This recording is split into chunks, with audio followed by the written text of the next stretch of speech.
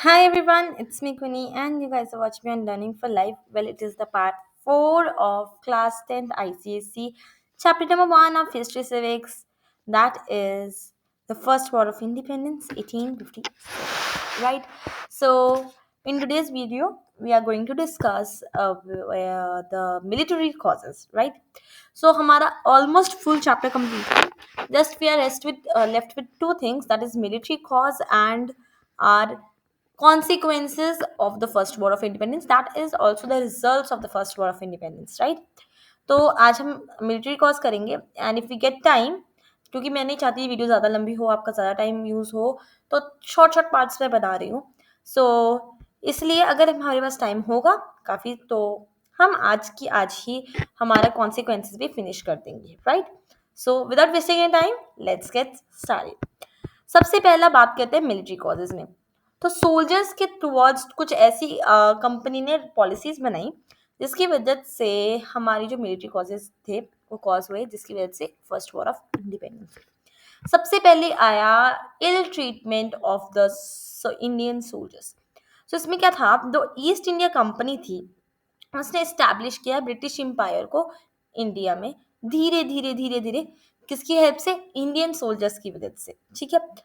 तो इस फैक्ट के बाद ही कि इंडियन सोल्जर्स की वजह से ही उनकी ब्रिटिश को बड़ा बढ़ पाया, ब्रिटिश का जो रूल था उन्हें पुअरली पे किया गया, उन्हें इल फेड किया गया, मतलब अच्छी तरीके से खाना नहीं खिलाया गया, बैडली हाउस में उनके घर भी अच्छे थे। और ब्रिटिश की जो मिलिट्री अथॉरिटीज थी वो फॉरबेड करती थी सिपॉइस को फ्रॉम वेयरिंग कास्ट या सेक्टेरियन मार्क्स, बेयर दाढ़ी रखने को मना करती थी या टर्बन्स पहनने को मना करती थी। वो डिसरिकॉर्ड शो करते थे सेंटिमेंट्स, जो इंडियन सिपॉइस थे उनके सेंटिमेंट्स को। सेकेंड बात आ जाती है जनरल सर्विस एनलिस्टमेंट एक्ट। सो इसमें क्या था, ट्रेडिशन बिलीफ तो था, एक टैबू था ब्राह्मण्स के लिए कि सी क्रॉस नहीं करनी है, ठीक है। ब्रिटिश पार्लियामेंट ने एक ऐसा एक्ट बताया जिसका नाम था जनरल सर्विस एनलिस्टमेंट एक्ट, 1857 1856 में आया, यस। सो उसमें क्या था कि इंडियन सोल्जर्स को कभी भी ओवरसीज भेजा जा सकता है ड्यूटी के लिए। तो ये एक्ट ब्राह्मण्स के हिसाब से नहीं चला, क्योंकि उनके हिसाब से सी क्रॉस करने से उनका धर्म भ्रष्ट हो जाता था। तो इसकी इंडियन के सेंटिमेंट थे इंडियन सोल्जर्स के, वो उन्होंने खराब किए। ऑल्दो वो मिथ थी, लेकिन फिर भी उनके सेंटिमेंट्स खराब हुए। तो ब्राह्मण सोल्जर्स ने इसे देखा लाइक कि हमारे रिलीजन, हमारी कास्ट तो डेंजर में है, इसलिए ये रिजेंटमेंट की फीलिंग बन गई। रिसेंटमेंट आप कह लो कि अपराइजिंग ऑफ द वॉर, ठीक है। फिर हमारे पास थर्ड आ जाता है larger proportion of Indians in the British army. तो ब्रिटिश के जो ट्रूप्स थे वो इंडिया में कभी लार्ज नंबर पे नहीं लाए गए ब्रिटिश से।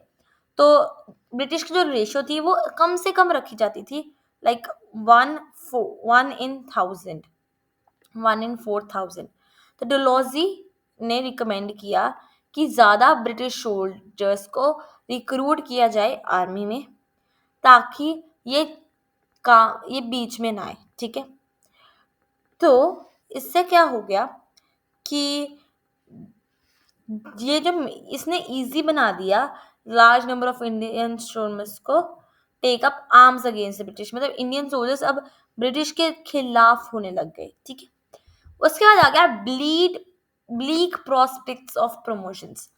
तो सारे हायर पोजीशंस पे थे जो एम्प्लॉयमेंट, वो रिजर्व की गई ब्रिटिशर्स के लिए, यूरोपियंस के लिए। चाहे उनकी परफॉर्मेंस इंडियन सोल्जर्स से कम थी, लेकिन जो हायर पोस्ट थी वो ब्रिटिश के लिए थी। Even Indian soldiers formerly occupying higher position, जिनकी पहले हायर पोजीशन थे उन्हें नीचे कर दिया गया, ठीक है। तो अब वो एक सूबेदार का रैंक था, उसके ऊपर इंडियन सोल्जर्स नहीं जा सकते थे।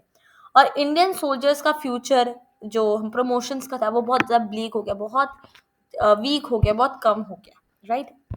उसके बाद हमारे पास आ गया डेप्रीवेशन ऑफ अलाउंसेस। तो एक्सटेंशन, जब ब्रिटिश की डोमिनेंट की एक्सपेंशन हुई इंडिया में, वो एडवर्सली इफेक्ट किया उसने जो सेपॉयस की कंडीशंस थी, सर्विस कंडीशंस ऑफ सेपॉय को। तो बेसिकली उनको रिक्वायर किया सर्विस करने में इन एरियाज जो कि उनके होम से बहुत कम दूर था, विदाउट एक्स्ट्रा पेमेंट, उनको कोई एक्स्ट्रा पेमेंट नहीं दी गई और एडिशनल भट्टा फॉरेन सर्विस अलाउंस भी नहीं दिया गया। और पोस्ट ऑफिस एक्ट 1854 का था जिसने ये विद्रू कर दिया प्रिविलेज फ्री पोस्टेज इंजॉयबल पे से बॉयज, मतलब उन्हें फ्री में ही भेज दिया जाता था, उन्हें ना कोई एक्स्ट्रा पे एंड एक्स्ट्रा एक्स्ट्रा इनकम या कुछ भी भट्टा भी नहीं दिया जाता था। ठीक है, फिर है सिक्स्थ में हमारे पास है फॉल्टी डिस्ट्रीब्यूशन ऑफ ट्रूप्स। सो जो प्लेसेस थे ना वो स्ट्रैटेजी के लिए उन्होंने इंपॉर्टेंस किया, लाइक दिल्ली इलाहाबाद कर ले, उनमें ब्रिटिश आर्मीज नहीं थी, वो सारे इंडियन सोल्जर्स के बाद साथ ही डिपेंडेंट थे। तो इंग्लैंड चाहे सेवरल वॉर्स में इंडिया के बाहर, जो पर्शियन वॉर जो दैट इज ईरानियन वॉर, या जो क्राइमियन वॉर थी या चाइनीज वॉर थी, उसमें था इंडियन सोल्जर्स को ये फीलिंग थी कि जो ब्रिटिश है वो डिफिकल्टी में है और सेफ्टी उनकी इंडियन एम्पायर की डिपेंडेंट है उन पे, राइट। सो दे वर देयरफॉर डिटरमाइंड, वो डिटरमाइंड थे स्ट्राइक करने के लिए एट देम, उन्होंने स्ट्राइक किया उन पे एट सूटेबल टाइम। ठीक है, फिर poor performance of British troops आ गया। ब्रिटिश की जो आर्मी थी ना उन्होंने सफ़र किया बहुत ज़्यादा मेजर रिवर्स से, रिवर्स मतलब हारों से। तो फर्स्ट अफगानियन वॉर में वो हार गए, पंजाब वॉर्स जो हुई उसमें हार गए, क्राइमियन वॉर्स में हार गए। मतलब 1855 से लेकर 1856 तक बहुत सारी जो संथल ट्राइब्समैन ऑफ बिहार थे, Bengal armed with axes and bows, तो ये सब इनसे हार गए और टेम्परेली ब्रिटिश यहाँ से निकलता गया। दो ब्रिटिश को सप्रेस किया गया संथल अपराइजिंग से, तो डिजास्टर थे, उसने एक मिथ बना दी कि जो ब्रिटिश थे वो इनविंसिबल थे। ठीक है, और ये फर्दर रिवील कर दिया कि इंडियन सोल्जर्स जो कि ब्रिटिश आर्मी थे वो डिफीट नहीं किए जा सकते थे, जो कि बाय द डिटरमाइंड इंडियन, जो मीन्स डिफीट करे जा सकते थे बाय डिटरमाइंड इंडियन आर्मी, जो बहुत ज़्यादा अपने देश के लिए बहुत डिटरमाइंड थी। ठीक है, उसके बाद हमारे पास लास्ट पॉइंट है मिलिट्री कॉजेज में, दैट इज लोअर सैलरीज। जो इंडियन सोल्जर्स की सैलरी थी वो बहुत कम थी और इतनी नहीं थी कि वो अपनी फैमिलीज को सपोर्ट कर पाए, लेकिन जो ब्रिटिश सोल्जर्स की सैलरी थी वो बहुत ज़्यादा थी, लाइक 8 टाइम्स थी इंडियन सोल्जर्स के सैलरीज से, right? With this we complete our military clauses. So we have time, we'll start with the consequences of the first war of independence, right? चाहे अपराइजिंग ऑफ 1857 जो first war of independence थी वो suppress कर दी गई, लेकिन इसने British rule को India में, ब्रिटिश की फाउंडेशन को बहुत हिला दिया। ठीक है, it brought about far reaching effects on India social political life, बहुत सारे इफेक्ट्स आए। सबसे पहला एंड ऑफ कंपनी का रूल। ठीक है, कंपनी का जो रूल था वो खत्म हो गया। द मोस्ट सिग्निफिकेंट रिजल्ट था ये उसका कि जो company east India company rule करी थी वो खत्म हो गया और एजम्पशन ऑफ इंडियन गवर्नमेंट, जो इंडियन गवर्नमेंट है वो सीधा रूल की बाय ब्रिटिश क्राउन। तो ये डन हुआ government of India act of 1858 में। 1857 में वॉर हुई, 1858 में ये डिसीजन ले लिया गया जिसमें कुछ प्रोविजंस थी। सबसे पहले जो पावर थी इंडिया को गवर्न करने की वो ईस्ट इंडिया कंपनी से कहाँ पे चली गई, ब्रिटिश क्राउन के पास चली गई। और जो कंपनी की बोर्ड था, जो कंट्रोल और कोर्ट ऑफ डायरेक्टर्स का था, वो अबॉलिश कर दिया गया, वो मना कर दिया गया। ठीक है, member of British cabinet was appointed. ठीक है, एक ब्रिटिश कैबिनेट का मेंबर अपॉइंट किया जिसे हमने कहा सेक्रेटरी ऑफ स्टेट, जो इंडिया में था और वो सारे मैटर्स के लिए रिस्पॉन्सिबल था जो कि इंडिया की गवर्नेंस में थे। उसे काउंसिल दिया जाता था जो उसे एडवाइस करता था, जिसे हम कहते हैं इंडियन काउंसिल। दस जो अल्टीमेट पावर थी इंडिया की वो ब्रिटिश पार्लियामेंट पे चलेगी, not the East India company, right. उसके बाद हमारे पास आ गया actual governance was to be carried on as before, जैसे पहले चलती थी वैसी चलनी थी बाय द गवर्नर जनरल। अब जो गवर्नर जनरल था ना उसका भी टाइटल चेंज हो गया, उसको कर दिया वॉइस रॉय। ठीक है, और ये पर्सनल रिप्रेजेंटेटिव होता था क्राउन का, ब्रिटिश क्राउन का। अब जो लॉर्ड कैनिंग था ना वो फर्स्ट वॉइस रॉय था इस एक्ट के थ्रू।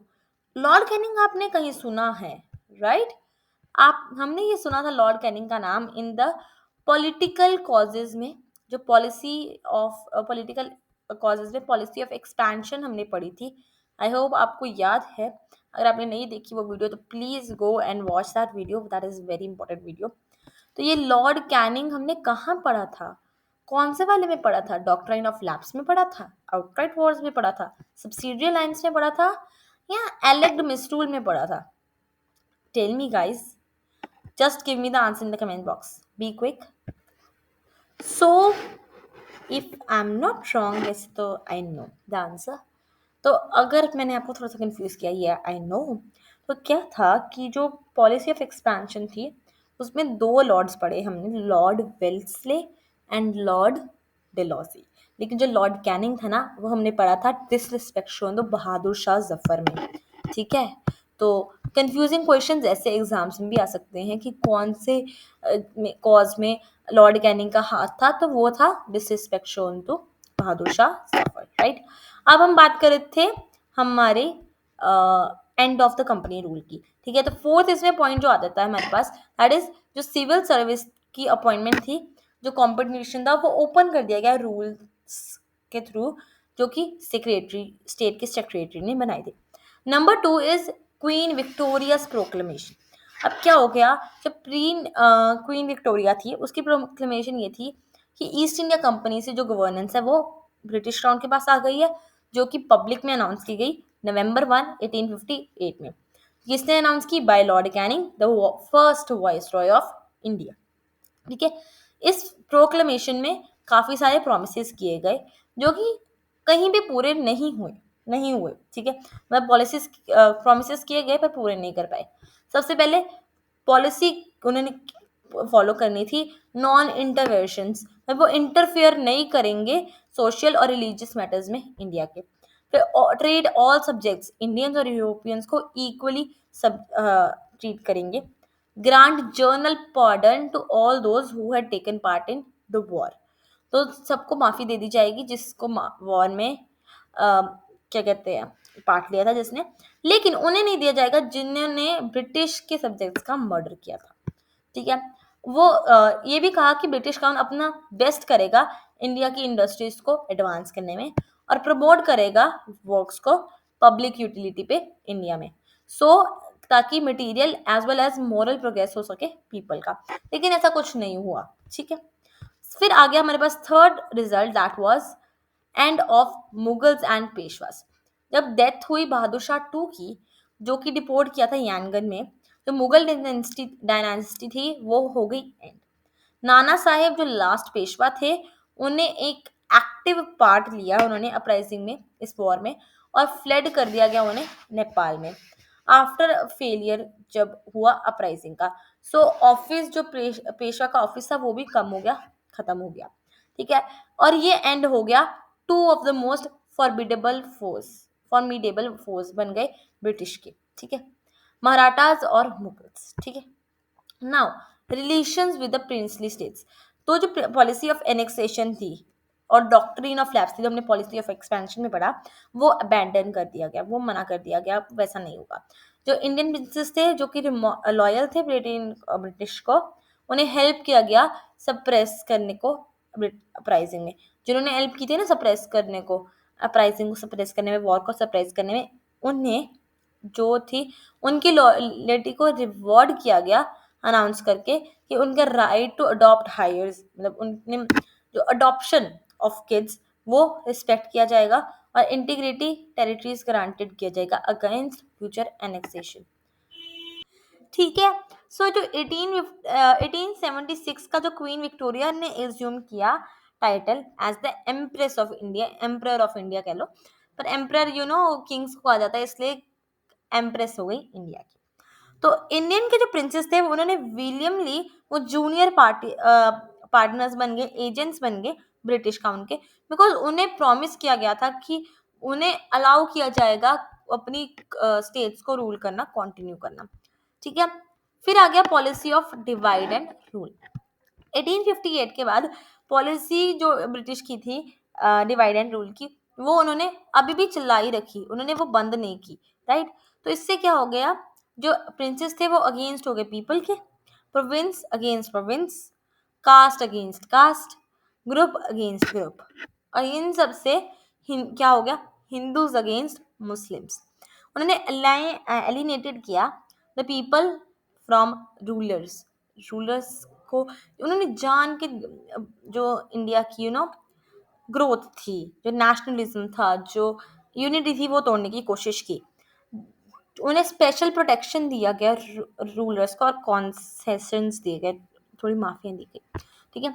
अब जो गवर्नमेंट थी वो बहुत क्लेवरली यूज कर रही थी इन सब अट्रैक्शंस को गवर्नमेंट सर्विस की, ताकि वो इंडिया को स्प्लिट कर दे रिलीजियस लाइंस के अकॉर्डिंग। ठीक है। और उनके जो अमंग देम जो कि एजुकेटेड इंडियंस थे हमारे, उन्होंने क्या किया कि उन्होंने अ, अगर हम बात करें, जो एडुकेटेड थे सारे इंडियंस, उनको उन्होंने तोड़ने की कोशिश की।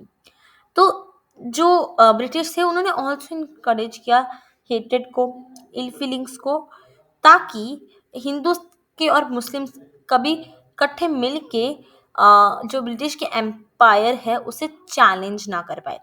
फिर उसके बाद हमारे पास आ गया रेशियल एंटागोनिज्म।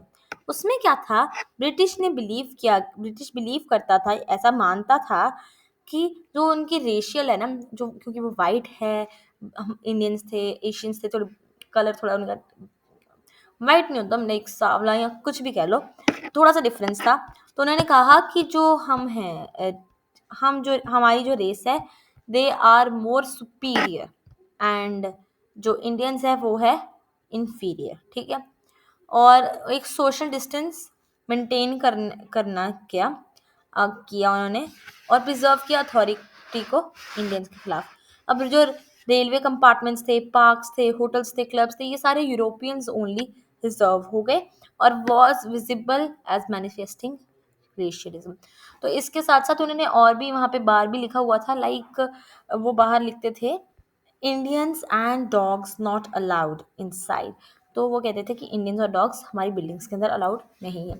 साथ ही साथ अगर हम बात करें फॉरेन पॉलिसी की, तो इंडिया की जो फॉरेन पॉलिसी थी वो डिक्टेट की इंटरेस्ट ऑफ ब्रिटिश गवर्नमेंट ने। अब इन्होंने फुलफिल किया टू एम्स। सबसे पहले प्रोटेक्शन ऑफ इंडियन एम्पायर को प्रोटेक्ट किया। Number two was expansion of British economic and commercial interest, जो कि था एशिया में और अफ्रीका में। अब इसकी कॉस्ट, इम्प्लीमेंटेशन की कॉस्ट थी जो ये पॉलिसी, तो वो इंडिया से ही ली गई। इंस्टेंट के लिए इंडिया जो ब्रिटिश के अंडर था उससे वेज वॉर्स नेबल्स के साथ, लाइक नेपाल, बर्मा, म्यांमार, उनमें इंडियन सोल्जर्स को अपनी ब्लड भी देना पड़ा, इंडियन टैक्स पेयर्स को हैवी कॉस्ट ऑफ वॉर भी भरनी पड़ी। ठीक है। अब इंक्रीज्ड रेशियल बिटरनेस, जो ये कास्ट रेस का था, वाइट ब्लैक का जो था, ये अपराइज 1857 के बाद वो बढ़ गई। ठीक है। तो ब्रिटिश डब किया गया कि ऑल इंडियंस अनवर्दी ट्रस्ट नहीं कर सकते हम उस पर, और उन्हें इंसल्ट किया जाता था, ह्यूमिलेट किया जाता, फैक्ट किया जाता था कि इंटायर स्ट्रक्चर जो इंडियन गवर्नमेंट का था वो रीमॉडल किया गया और उससे एक बेस किया गया आइडिया जिसका नाम था सुपीरियर रेस। तो ब्रिटिश अपने आप को सुपीरियर रेस मानते थे। उसके बाद हमारे पास है रिलीजियस चेंजेस। ब्रिटिश रूलर्स ने डिक्लेयर कर दिया कि policy of non interference of religious affairs, customs और ट्रेडिशंस इन इंडिया। मतलब वो इंटरफेयर नहीं करेंगे कस्टम्स में, रिलीजन्स में, ट्रेडिशंस में इंडिया के। फिर आ गया चेंजेस इन द आर्मी। जो इंडियन आर्मी थी वो रीऑर्गेनाइज की गई 1858 में। प्रिवेंट कर दिया गया रीअकरेंस, ताकि वो प्रिवेंट हो जाए, ये दोबारा रीअकरेंस ना हो पाए अपराइजिंग की, तो इससे वो हमेशा हमारे पे रूल करते रहे। सबसे पहले जो स्ट्रेंथ थी यूरोपियन ट्रूप्स की इंडिया में इंक्रीज हो गई। तो ratio European to Indian troops था वो 1:2 फिक्स कर दिया गया बंगाल में, और 2:5 फिक्स कर दिया मद्रास और बॉम्बे आर्मीज ने। प्रैक्टिकली सेम रेशो मेंटेन किया गया टिल फर्स्ट वर्ल्ड वॉर। जो जनरल प्रिंसिपल था वो अडॉप्ट किया गया कि नंबर ऑफ इंडियन सिपाहीज को एक्सीड नहीं करना है twice that the European troops. साथ ही साथ यूरोपियन ट्रूप्स को कैप्ड किया गया की जोग्राफिकल पोजीशंस और मिलिट्री पोजीशंस में, to disgust the Indian soldiers, कि वो स्टॉप करना, कि वो राइज ना कर जाए दोबारा ब्रिटिश रूल के अगेंस्ट। सोफिस्टिकेटेड वेपन्स, अम्यूनिशंस, ये सारे उनसे वापस ले लिए गए, और किसको दे दिए गए, आर्टिलरी यूनिट्स वापस ले लिए गए और दे दिए गए यूरोपियंस को।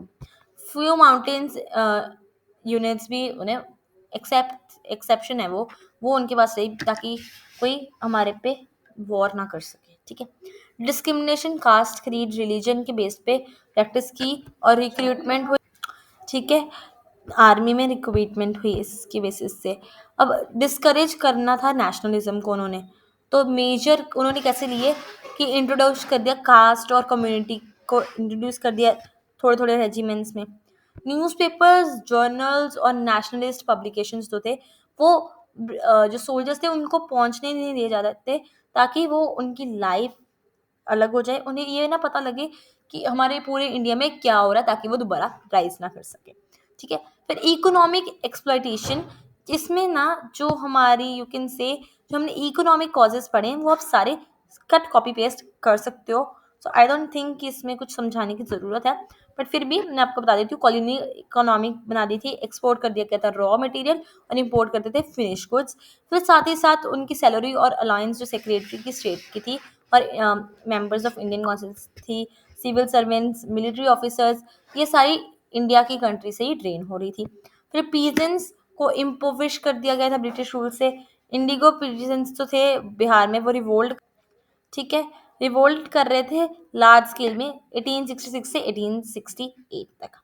फिर जो रूरल आर्टिसियंस थे, इंडस्ट्रीज थी लाइक हैंडीक्राफ्ट, स्पिनिंग, वीविंग, वो कोलैप्स हो गई, वो ख़त्म हो गई। और इंडियंस को बहुत ज़्यादा हैवी इंटरेस्ट पे करने पड़े, जो ब्रिटिश कैपिटल कैपिटल में इन्वेस्ट कर रहे थे इंडिया में, या ब्रिटिश को इन्वेस्ट कर रहे थे जो सरप्लस कैपिटल थी इंडिया की, वो रेलवे प्लांटेशन में, कोल माइंस में, जूट माइल्स में, शिपिंग में, एक्सेट्रा में, सारी चीज़ों में उन्हें हैवी टैक्सेस इंटरेस्ट पे करने पड़े। नाउ हमारे पास लास्ट दो पॉइंट्स है, तो मैं फटाफट से इसको फिनिश करूंगी। आई नो ये वाली वीडियो थोड़ी सी लंबी हो गई है, but I had to finish the chapter ताकि आप भी अपनी रिवीजन स्टार्ट कर सकें। And I soon start with the second chapter. साथ ही साथ फिजिक्स के भी वीडियोस आएंगे, सारे सब चैप्टर्स की वीडियोस आएंगे, सो डोंट वरी। सबसे पहले हम पढ़ेंगे राइज ऑफ नेशनलिज्म, जो हमारे दो टॉपिक्स रह गए उनमें से। सबसे पहले क्या हुआ था कि जो 1857 की वो स्ट्रगल थी इंडियन पीपल की ब्रिटिश से फ्रीडम लेने की, उन्होंने पेव किया एक वे को राइज ऑफ नेशनल मूवमेंट, मतलब सारे इकट्ठे हो गए। ठीक है, जो क्या कहते हैं सेक्रीफाइसेस थे रानी लक्ष्मीबाई के, नाना साहिब के, मंगल पांडे के, उसने ऐसे सर्व किया एक रिसोर्स की तरह, इंस्पिरेशन हुई फ्यूचर फ्रीडम फाइटर्स के लिए। और जो हीरोइक स्ट्रगल था वो इस्टेब्लिश हुआ वैल्यूएबल ट्रेडिशन से, और रेजिस्टेंस ऑफ ब्रिटिश रूल को उन्होंने कायम किया। फिर लास्ट जो हमारा टॉपिक है that is widening of the gulf between Hindus and Muslims. First war of independence में हिंदूज और मुस्लिम इकट्ठे मिलके बहुत इंथुसियाज्म जील से फाइट किए थे against alien government. Alien government कौन सी है? बाहर की government, British government. But after जब अपराइजिंग हुई तो गल्फ बिटवीन टू कम्युनिटीज, उनके बीच का गैप वो बढ़ा दिया गया by divide and rule policy, जो अभी हमने पढ़ी है। ठीक है, इससे उनके जो सोर्स थे, सीड्स थे डिसेंशंस के, दोनों कम्युनिटीज के, वो अलग अलग के, और फ्रूट्स भी बिटर आने लग गए। It was deliberate attempt so that दो कम्युनिटीज हैं वो दोबारा कभी इकट्ठे ना आ सकें, ताकि वो दोबारा रिवोल्ट ना कर सके, और ये पोज हुआ थ्रेट कर ना कर सकें ब्रिटिश रूल को इंडिया में। With that we complete our chapter. और साथ ही साथ ड्रॉबैक्स जो हैं फर्स्ट वॉर ऑफ इंडिपेंडेंस के, वो हमारे टॉप सिलेबस में नहीं है। So I would please request you all to tell your queries in the comment section. Like this video, share this with your friends so that this can be helpful for them too. And subscribe to my channel. I'll see you in the next one. Till then, bye bye, take care, and keep learning. Bye, guys.